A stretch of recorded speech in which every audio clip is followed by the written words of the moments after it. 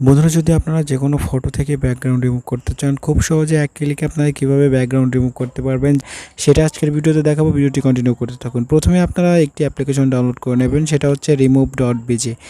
যদি আপনারা Facebook page থেকে দেখে থাকেন অবশ্যই কমেন্ট বক্স চেক করবেন, আর যদি ইউটিউব থেকে দেখে থাকেন তাহলে ডেসক্রিপশন বক্সে লিঙ্ক দেওয়া থাকবে, সেখান থেকে অ্যাপসটি ডাউনলোড করে নেবেন। তো আমি এটা ডাউনলোড করে রেখেছিলাম, দেন এটাকে আমি ওপেন করছি। এখানে দেখতে পাচ্ছেন আপলোড অ্যান ইমেজ, এখানে আপলোড ইমেজে ক্লিক করলাম।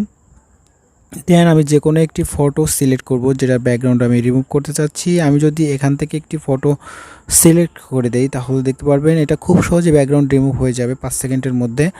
আপনারা দেখতে পাচ্ছেন সহজে কিন্তু ব্যাকগ্রাউন্ড রিমুভ হয়ে গেল। এবং এখানে ডাউনলোড করার জন্য এইটাতে ক্লিক করলাম, ডাউনলোড অপশনে ক্লিক করলাম। দেন দেখতে পাচ্ছেন উপরে একটি অপশন চলে আসছে ডাউনলোডের।